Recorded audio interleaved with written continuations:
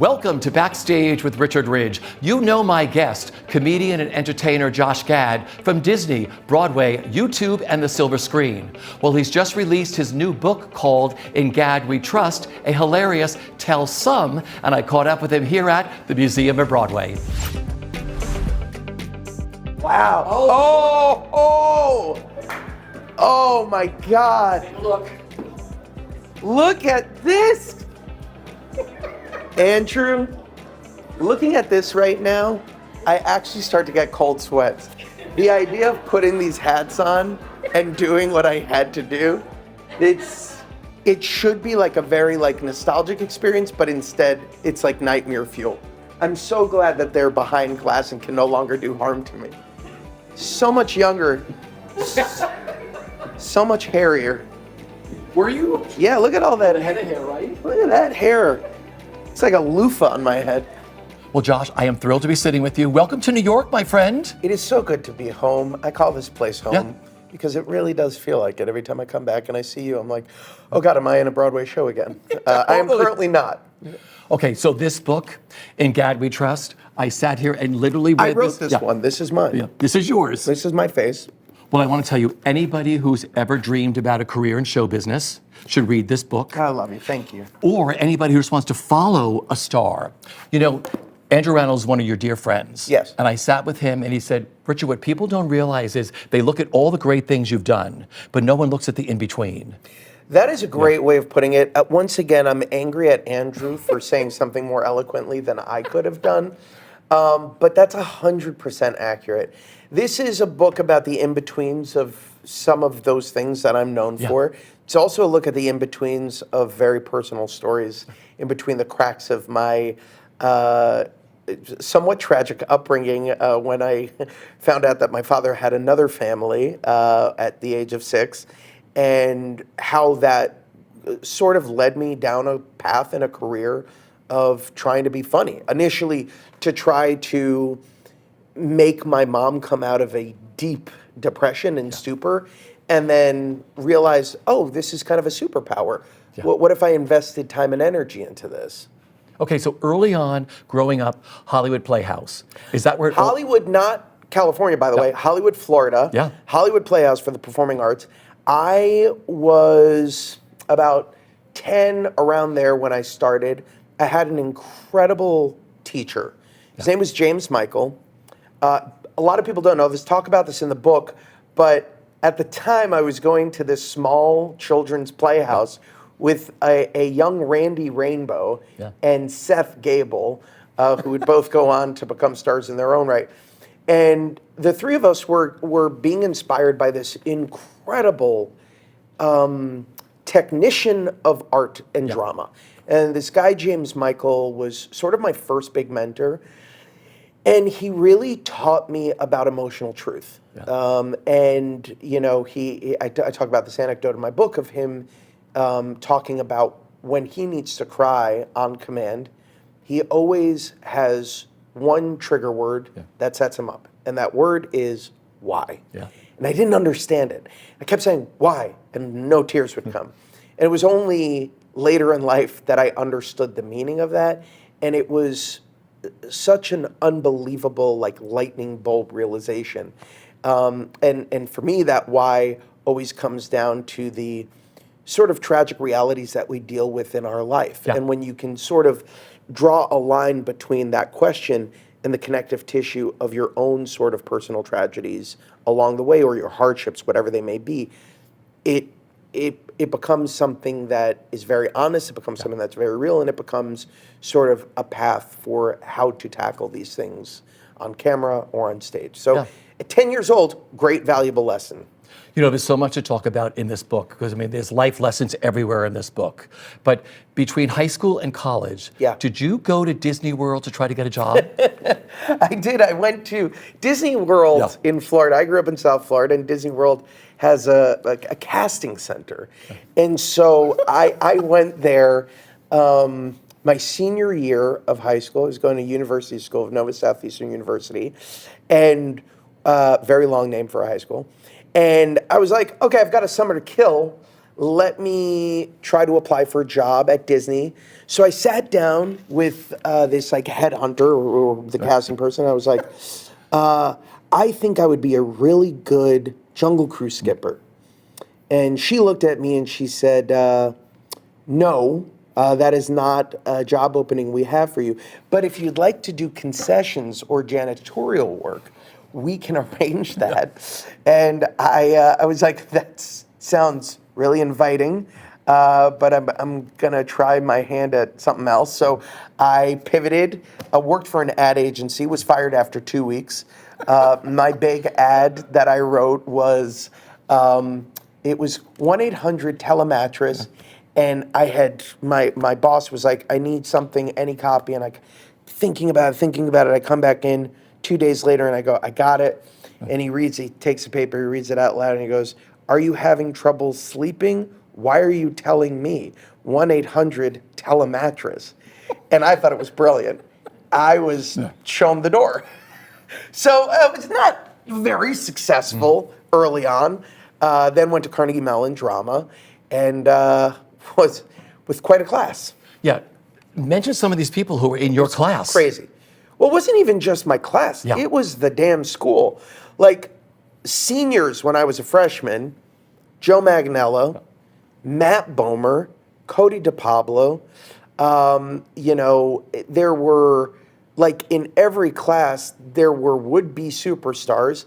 And then in my class, you had people like Leslie Odom Jr., Rory O'Malley, and one Josh Groban, who literally left as a freshman to go become Capital Groban, leaving us all behind. But it was unbelievable. It was an amazing opportunity to be surrounded by people who were so much more talented than I was, and to be able to learn from them. Even underclassmen. Megan Hilty was the year younger than me.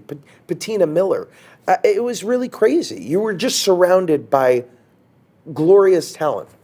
But you applied to 3 schools. Yeah. Well, I applied to more than 3 schools. Okay. I applied to way too many schools. My parents were like, do you know how much we're spending on applications? And really, I was hedging my bets, Richard, because I didn't think I was going to get into any of them. But my top choices, Northwestern, number 1. Juilliard, number 2. That was it. If I could go to those places, I was set. They did not see it that way. They sent me what people call a rejection letter. Juilliard didn't even bother to send the letter. Oh, no, they did. They did. I have that letter. I kept that letter. They were very kind to also let me know in the room that it wasn't going to work out. They did a little bit of both. Northwestern was great because I was in a class of 99. 9 students applied to get into Northwestern. 8 got in. Can you guess who the 9th was? Rhymes with Josh Gad. I did not get into either school. So my backup was Carnegie Mellon. And I bamboozled my way in. I Trojan horsed my way into the school. I looked at the fine print, and I saw that if you applied as a director, you had to audition for the program, which I thought was very odd. But I was like, okay, all right. So I applied as a director, go in, the head of the directing program, Greg Lehane, takes a look at me. I do my piece. It's Marty by Patty Chayefsky. And he looks at me and he goes, are you sure you want to be a director? And I go, yeah. I mean, I guess I could be convinced to do something else. What are you thinking? He goes, I'd like to bring in the head of drama, the head of acting. This guy, Tony McKay, comes in and he goes, why do you want to be a director? And I was like, well, you know what, guys? I'm young. Maybe I'll just pivot here and do acting instead. And so I got into the acting program. Where I did not exceed expectations was in my musical theater audition. So I was flatly told, no, we don't think musicals are quite for you or in your future. You have to give them this book. Oh, yeah. Planning on giving a copy to them when I see them next. No, it all worked out. I wouldn't change anything. To be fair, my dance audition was tragic, so I understood why I didn't get into musical theater. I want to ask you about your SNL audition. Ooh, do you? Yeah, no. It's tough. I mean, you can ask me about No, it. can I ask you about SNL? Yes, absolutely. So, Only because of who directed your SNL audition or tape. who was in it? Yes, who was in so it, yes. I, as one does Yeah. when they graduate from a 4-year conservatory in drama, thought I should audition for Saturday Night Live. Usually people do improv or stand-up. I decided to do a conservatory program. So I send an audition tape, and my friend Bryce Dallas Howard, I somehow convinced her that her dad, the legendary director Ron Howard, should open the video for and with me. So Ron, at the beginning of this audition tape, goes, live from your this is my Ron Howard impression. He goes, live from your VCR, it's Josh Gad. And it was so dumb, and it was so wonderful. And much like Juilliard and Northwestern, SNL felt not quite ready for prime time. So I sort of struggled with, what do I do? What is my place? I was bouncing back and forth between New York and LA. It was Rory O'Malley who actually said to me, you got to find a place to anchor yourself. You're untethered. And only when you anchor yourself in one of these places will you be able to ground yourself and take the next steps. Because I wasn't getting work. I was really struggling financially. And so I did just that. And I tethered myself in Los Angeles. I did a black box theater show at the small theater called the Elephant Asylum, and I met my then girlfriend, would-be wife. And off of that, I just sort of started getting like little jobs here and there. And eventually that would lead to Spelling Bee. Yeah. Okay, because we're running out of time. Favorite memory of doing Spelling Bee? Favorite memory of doing Spelling Bee was probably my first night on stage. Yeah. It was my first time ever on Broadway. Yeah. And being there, surrounded by this incredible cast in this Tony Award-winning show was electric. Except at the end of the show, I forgot to spell the word that Barfay spells in order to win the championship. And I just remember Jesse Tyler Ferguson collapsing, laughing at my pain and trauma. I completely, for that audience, misspelled the word. And still won because I had to, plot-wise. Book of Mormon. Book of Mormon, favorite memory had to be the night I got to perform the show for one of my legends, Robin Williams. Robin was an inspiration to me. As the genie in Aladdin, he inspired me to one day take the mantle, play a comic relief character in a movie called Frozen. And having Robin not only in the audience, but then come up to me after to my dressing room and gush about something I had done when it very much should have been the other way around it stayed with me for the rest of my life and was true inspiration. You have a letter from him, don't you? I have a letter. It's in the book. It's a beautiful letter, and I treasure that memory and that gift that he gave me. And the journey of Frozen, because so many things, maybe Olaf was going to melt and wasn't going to be in the movie. I mean, there was so many things. Olaf had a very troubling history leading up to his presence in that movie. And for a while, I was not going to be involved in it, and for reasons I explain in the book, but the movie disappeared, then the character disappeared, then I wasn't able to do it because I was doing something else. And it was a crazy journey that all came together. And, it is a movie that I thought was going to be really quite excellent, but nobody knew that it would become what it became. Not a person. Especially not me. Yeah. Being a dad. How has that changed how you look at your life and how you look at your career now? Being a dad is my life. Being a dad dictates my career. Anything that I do now, the question that I ask myself is, what does that mean in terms of my sacrifice as a father? And what does that mean in terms of the benefit to my daughters? So it guides every decision I make. While COVID was a really difficult time in my life and everybody's life. The silver lining was it reset my priorities. Being with my daughters in the morning through the evening, getting to literally teach them, learn with them, grow with them, experience with them.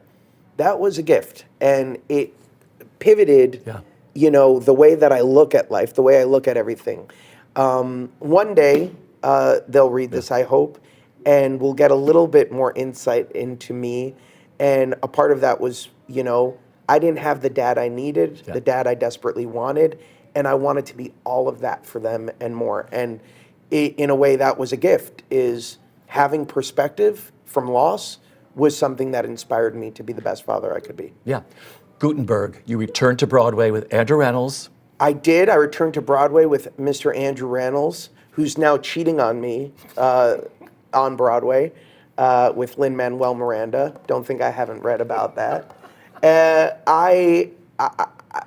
Andrew, I would read the phone book with Andrew. He is the Jekyll to my Hyde. He is the Martin to my Short. He is the father figure I never had and always want. No, he's not that. But he is so many things to me. We have the best comic chemistry together. Yeah. I love that man. Gutenberg was one of the great thrills of my life. And just doing a show with nobody but Andrew was such an exquisite experience. And one that I'm greedy to do again sometime soon. Yeah. You always return to the theater. Every decade. Yeah. And what's really great about that is because of the success you've had with like Frozen and everything else, you're bringing a whole new audience to the theater and they're like, oh my gosh, they do this live. Yes. What means to you? Theater is my everything. Yeah. It's my great equalizer. And I talk in the book about how at least once a decade in my life, I mandate that I come back on stage. Yeah. And the reason is you can't cheat, you can't fake it. You have to be there every second of every moment, 8 times a week, regardless of how your knees feel, regardless of how your voice feels, you just do it. Yeah. No excuses. People paying a premium, and you in return are getting a gift that you otherwise never get, which is this communal holy experience. Yeah. A one-of-a-kind experience every night that is never the same. Always different, albeit small differences, big differences, whatever they may be, it's always different. And I love that. Yeah. And I feed off of that. And so my hope is that it won't be another 10 years before I come back. My hope is that I will very much be back sooner rather than later. So finally, what are you the proudest of this book, which has just come out? The proudest thing about this book is how svelte the editors made me look on the cover. This is not natural. As much as it looks like me, there was a little digital magic in thinning some of the lines of my face. So that is the greatest achievement. Otherwise, it's the ability to share stories that I hope inspire everyone. I talk about my career, but I also talk about important things like my struggle with anxiety, my struggle with weight, my struggle with body image. I hope that's an inspiration for people who read the book. I hope they see an ally, they see a friend, they see a person who's been through everything they have and has come out the other side of it, still struggles with it. But hopefully you trust me and you have a great experience in the process. I'm so excited about this book, and I'm so excited for people to read it.